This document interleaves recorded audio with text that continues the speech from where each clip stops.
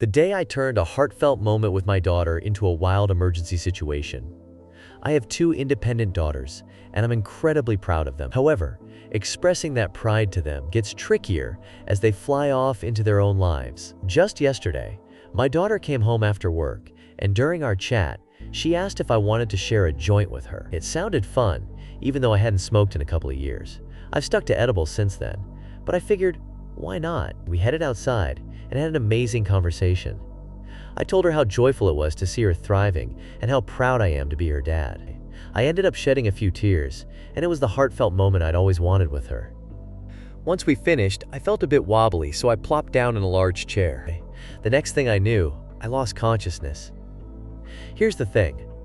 I pass out frequently when my nervous system gets too overwhelmed. When I came to, my wife was beside me, saying I hadn't been breathing. A dark thought crossed my mind.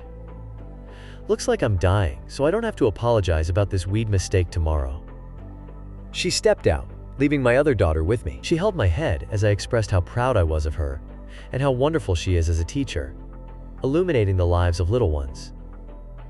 My kids really are amazing. Then I started feeling fuzzy again and thought I might slip away for good.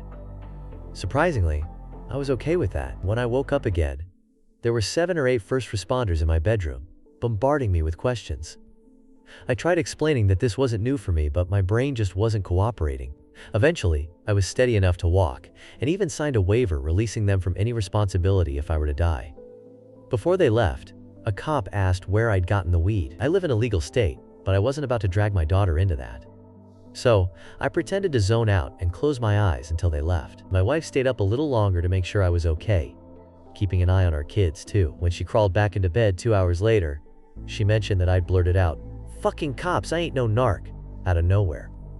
So in the end, I managed to mess up a beautiful moment with my daughter by getting way